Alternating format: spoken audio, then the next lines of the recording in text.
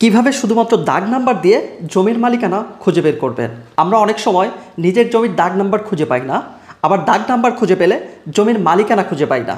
আবার অনেক সময় দেখা যায় আপনার পাশের জমি অন্য একজন দখল করে খাচ্ছে, তার আসলে জমির মালিকানা নেই, 2 দিন পর পর আপনার সাথে ঝগড়া লাগে। সেক্ষেত্রে আপনার কাছে যদি কোনো জমির দাগ নাম্বার থেকে থাকে তাহলে আপনি ওই জমির মালিকানা এবং পূর্বের খতিয়ান সব দেখতে পারবেন। তাহলে চলুন শুরু করা যাক।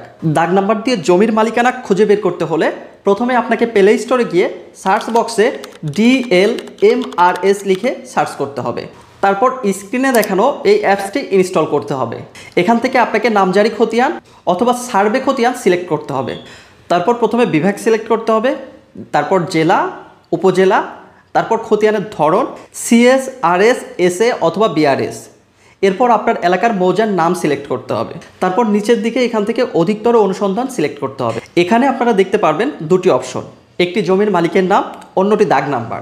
এখান থেকে যে কোনো একটি ইনফরমেশন দিলেই আপনি আপনার জমির মালিকের নাম, খতিয়ান, দাগ নাম্বার সব কিছু দেখতে পারবেন। আমি এখানে একটি দাগ নাম্বার দিয়ে একজন ব্যক্তির মালিকানা আপনাদেরকে দেখাচ্ছি। এভাবেই কিন্তু শুধুমাত্র দাগ নাম্বার দিয়ে জমির মালিকানা খুঁজে বের করতে পারেন, তাও আবার একদম ফ্রিতে। ভিডিওটি ভালো লাগলে শেয়ার দিয়ে টাইমলাইনে রেখে দিন, পরবর্তীতে কাজে লাগতে পারে। মনে রাখবেন, ইয়োর রাইট আওয়ার ফাইট।